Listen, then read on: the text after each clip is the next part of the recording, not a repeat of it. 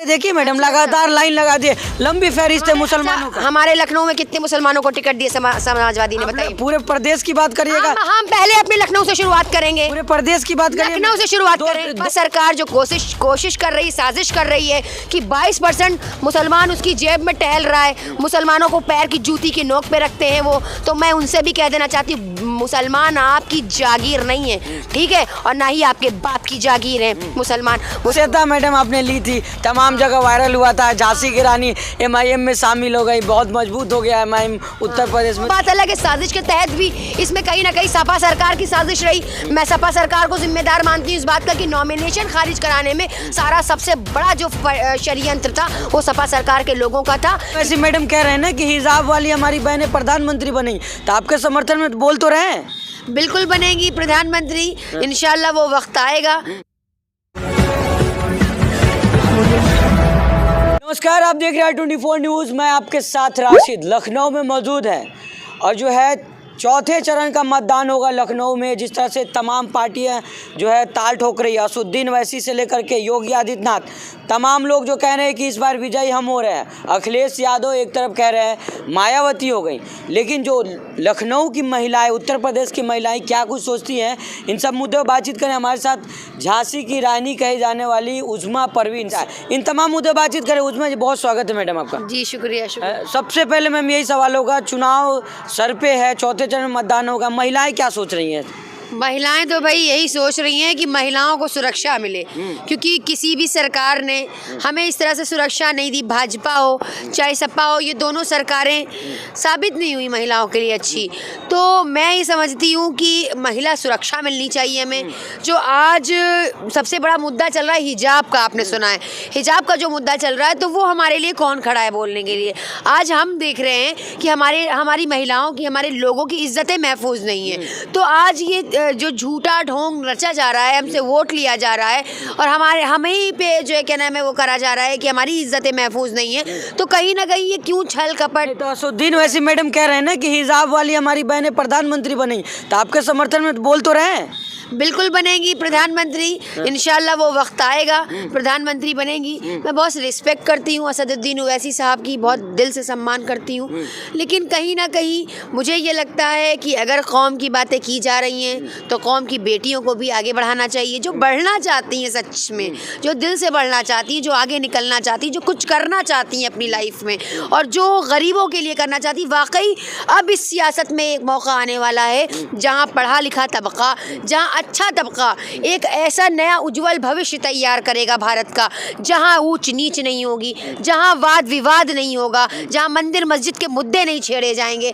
जहां पर रोजगार मिलेगा, महिला सुरक्षा मिलेगी, स्वास्थ्य के नाम पे चीज़ें मिलेंगी। आज हमें वैसा भारत बनाना है। लेकिन बहुत ही अफसोस की बात है कि आज हम महिलाओं को कहीं ना कहीं डेमोलाइज किया जा रहा है, पीछे भेजा जा रहा है, मर्दों को वही पुरुष प्रधान चला आ रहा है। तो मैं ये कहती हूँ ये हिजाबी महिलाएं हैं, ये भी बहुत ताकतवर है और हमने दिखा दिया था CNRC में कि हम किसी से कम नहीं हैं। और अगर हिजाब पर बात आएगी तो बाखुदा कसम खुदा की एक ऐसा प्रोटेस्ट उत्तर प्रदेश नहीं पूरे हिंदुस्तान में होगा, ये पूरी दुनिया देखेगी। मैं इस बात को पहले भी वार्न कर चुकी हूँ और अभी भी वार्न कर रही हूँ कि देखें, हम हिजाबी लड़कियों से छेड़छाड़ करना बंद करें, हमारे बुरखे घसीटना बंद करें, उन्हें स्कूल में दाखिला दें, उन्हें स्कूल में आने की इजाज़त दें। जब हम अपनी कायदे से अपने आप को महफूज करके पढ़ना चाहते हैं, मेडिकल्स में आना चाहते हैं, इंजीनियर बनना चाहते हैं, राइडर बनना चाहते हैं, सियासत में आना चाहते हैं, तो हमें हिजाब के साथ बाहिजाब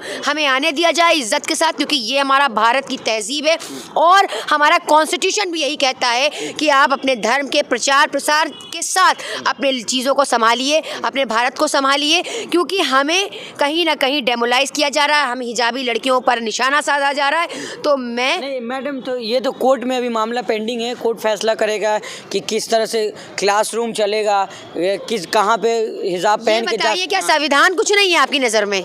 मैं न्यायपालिका की इज्जत करती हूँ, बेशक मैं न्यायपालिका को मानती हूँ, उसके फैसले को, लेकिन संविधान में तो कुछ होता है।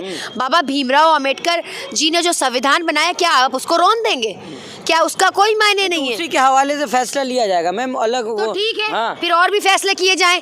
योगी जी जो अपना भगवा चोला ओढ़कर आते हैं संसद के अंदर, अंदर उन्हें भी उसी प्रोटोकॉल के साथ अपने दूसरे लिबास में संसद के अंदर आना होगा। तो फिर न्यायपालिका ये भी फैसला सुना दे कि मांग में सिंदूर नहीं भरा जाएगा, गले में मंगलसूत्र नहीं होगा, पगड़ी नहीं होगी, कलावा नहीं होगा। जब हर धर्म के लिए हर तरह से इजाज़त है अंदर आने की, तो आज हमारे ऊपर रोक क्यों? आपको किससे दिक्कत है? आपको चीज़ों से दिक्कत नहीं है, आपको हिजाब से दिक्कत नहीं है, आपको किसी और से दिक्कत नहीं, आपको लफ्ज़ मुसलमान से क्यों दिक्कत है इतनी? ये भारत आज़ाद देश है। दिक्कत है। योगी आदित्यनाथ से लेकर प्रधानमंत्री खुद कह रहे हैं सबका साथ सबके विकास, सब कुछ कुशल मंगल चल रहा है उत्तर प्रदेश में। अब तमाम समस्याएं गिना रही हैं। वो कहते हैं हिंदू का साथ हिंदू का विकास। वो सिर्फ यही करना चाहते हैं और हम मुसलमानों की उनको पड़ी नहीं, क्योंकि वो कहते हैं कि हमारा को तो कोई मुसलमानों से मेरा मतलब नहीं है। तो आपको पता होना चाहिए। तो रहनुमा आ गए, वो भी कह रहे हैं कि मुसलमानों के रहनुमा आ गए। बिल्कुल अच्छी बात है, जो लोग आए हैं तो वाकई आगे बढ़े। लोग जो है तैयार है, लेकिन हक और हुकूक के साथ बात की जाएगी। मर्दों और औरतों के हुकूक क्या है, एक दूसरे को क्यों औरत को डेमोलाइज किया जाता है, मर्द को आगे किया जाता है, मैं ये सवाल हर एक से करना चाहूँगी, क्योंकि मैं जानती हूँ इस बात को। मैंने बहुत निकल कर ज़मीन पर काम किया है। शायद मैंने बहुत अपने इस हार्ड वर्क को करने के बाद मुझे ये अंदाज़ा हो गया कि आज के दौर में सबसे बड़ी चीज़ लोगों के दरमियान क्या हो चुकी है? पैसा हो चुका है। जिसको पैसा खिलाया जाएगा या जो पार्टी के बड़े बड़े झंडे उठाएगा, सालों साल तक उसको टिकट मिलेगा। उसको भी तो मैंने टिकट मिला था, आपको ही प्रत्याशी बनाया गया था। बिल्कुल प्रत्याशी हमें बनाया गया था। मैं तो निर्दलीय लड़ रही थी पहले, लेकिन फिर उसके बाद MIM में शामिल हुई। फिर MIM में ये वादा किया कि मैं टिकट दूंगा, मतलब मुझे टिकट का वादा किया गया। जब मुझे टिकट का वादा किया गया, फिर उसके बाद आसिम वकार बीच में फांदे।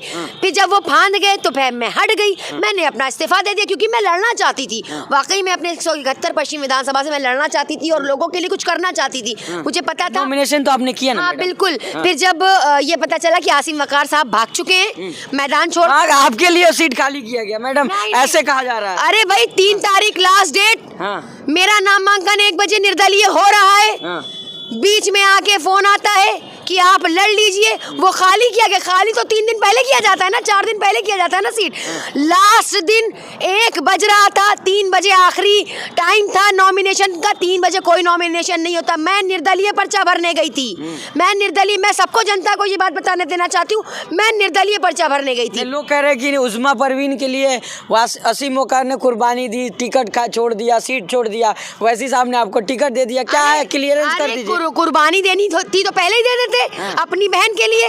बाद में उसी दिन कुर्बानी क्यों दी जिस दिन नामांकन था और आखिरी डेट थी, जिस दिन किसी का नामांकन नहीं हो सकता था। मेरे सारे तैयार थी चीज़ें, तो मैंने नामांकन। लेकिन वो बात अलग है, साजिश के तहत भी इसमें कहीं ना कहीं सपा सरकार की साजिश रही। मैं सपा सरकार को जिम्मेदार मानती हूँ इस बात का कि नॉमिनेशन खारिज कराने में सारा सबसे बड़ा जो षड्यंत्र था वो सपा सरकार के लोगों का था कि मेरा नॉमिनेशन कैंसिल हो, क्योंकि वो मेरी सीट मजबूत थी। मैं उस सीट से निकल रही थी, मुझे पता था, मैं एकदम कॉन्फिडेंट था मुझे कि मुझे वहाँ की जनता, क्या उत्तर प्रदेश की जनता हो, क्या लखनऊ की जनता हो, क्या 171 पश्चिम विधानसभा की जनता हो, वो मुझसे मोहब्बत करती है। वो अपनी बहन को ज़रूर वहाँ से निकालती, मुझे पता था। लेकिन वो साजिश के तहत मेरे साथ जो काम हुआ है मैं उसे भूल नहीं सकती। लेकिन मैं डरी नहीं। लोकसभा चुनाव आ रहा है, 2024 में मेरी तैयारी है इंशाल्लाह। पश्चिम से, लखनऊ से। कौन सी पार्टी से लड़ी है? नहीं, अभी तो मैं आपको क्लियर नहीं कर पाऊंगी मैं कहाँ से। वैसे साहब आप पे तो भरोसा दिखा ही रहे, लड़िए उनके पार्टी से। देखिए माशाल्लाह वो बहुत अच्छे इंसान है, मैं उनकी बहुत रिस्पेक्ट करती हूँ दिल से। मैं उन्हें बिल्कुल इस बात का वो मानती हूँ कि कम से कम उन्होंने आवाज़ उठाई लोगों के लिए। लेकिन अभी सोच विचार किया जाएगा। अभी मैं पार्टी में नहीं हूँ, किसी भी पार्टी में नहीं हूँ। मैं एक सोशल सदस्यता मैडम आपने ली थी, तमाम जगह वायरल हुआ था। झांसी की रानी MIM में शामिल हो गई, बहुत मजबूत हो गया MIM उत्तर प्रदेश में। तो फिर झांसी की रानी साइड क्यों हो रही है? साइड झांसी की रानी को कर दिया गया, जानबूझ के करा गया। तो जिम्मेदार कौन है इसका जिम्मेदार देखिए, मैं किसी एक को नहीं कहूँगी, काफ़ी लोग जिम्मेदार हैं इसके। मैं ये बस साहब तो जिम्मेदार नहीं है ना। देखिए मैं उनको कुछ नहीं कह रही, क्योंकि मैं उनकी इज्जत करती हूँ, रिस्पेक्ट करती हूँ। मैं पहले भी बता चुकी। गोल गोल मैम नेता की तरह ना घुमाइए। नेता की तरह मैं नहीं घुमा रही हूँ आपको। मैं गोल गोल आप घुमा रही हैं। मैं सारी बात आप कह दे रही हैं, लेकिन आप बता नहीं रही कि कहाँ पे प्रॉब्लम है। प्रॉब्लम शायद आसिम वकार से शुरू हुई है। हाँ। मैं उनको कहूँगी सीधा निशाना मैं आसिम वकार पर साधती हूँ कि इतना बड़ा धोखा उन्हें ओवैसी साहब को नहीं देना चाहिए था कि एक दिन पहले आपका नॉमिनेशन कैंसिल होने की बात आ जाती है और आप खो जाते हैं कहीं और आप गायब और लापता हो जाते हैं कहीं। ओवैसी साहब आपको ढूंढते रहते हैं, जब उन्हें कोई नहीं मिला तो फिर जब हम नॉमिनेशन अपना निर्दलीय भर रहे थे, लास्ट दिन था, आखिरी दिन था, तो मुझे एक बड़े होने के नाते उन्होंने फ़ोन किया, मैंने उनकी रिस्पेक्ट की, उन्हें उस रिस्पेक्ट के साथ मैंने हाँ बोली और मैंने नॉमिनेशन MIM से तो कह रहे हैं कि आसिम वकार कुर्बानी दिया आपके लिए।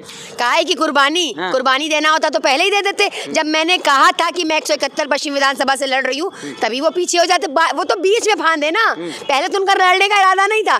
जब उस्मा परवीन ने 171 पश्चिम विधानसभा से दावेदारी कर दी तब उन्होंने दावेदारी करी। ये कुर्बानी नहीं होती है, ये षड्यंत्र होता है। ये सियासी लोग हैं, ये बहुत सियासी दिमाग।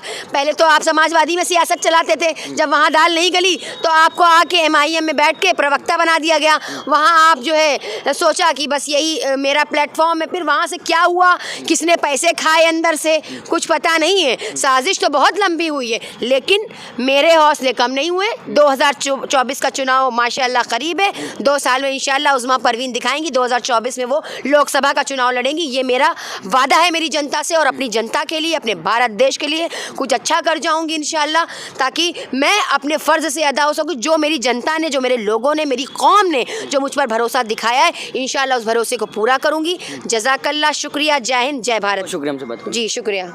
तो ये थी हमारे साथ उस्मा परवीन जो तमाम मुद्दे बातचीत कर रही थी, मुखर होकर के अपनी बात को रखती है। जिस तरह से लगातार जो है असुद्दीन वैसी की पार्टी में सदस्यता ली, फिर टिकट बंटवारे के बाद जो एक माहौल बना हुआ था कि आसिम वकार चुनाव लड़ेंगे, लेकिन जिस तरह से उस्मा परवीन बताया कि आखिरी वक्त में इनको उम्मीदवार बनाया गया लेकिन आखिरी वक्त में इनका नॉमिनेशन भी कैंसिल हो गया। तमाम मुद्दे हैं। महिलाएं क्या सोच रही उत्तर प्रदेश की, ये तो फैसला जो है महिलाओं के हाथ में है। बाकी 10 मार्च को जो है फैसला हो जाएगा कि जनता किसके हक में वोट की है और किसको सपोर्ट किया है। R24 के लिए लखनऊ से मैं राशिद कमाल।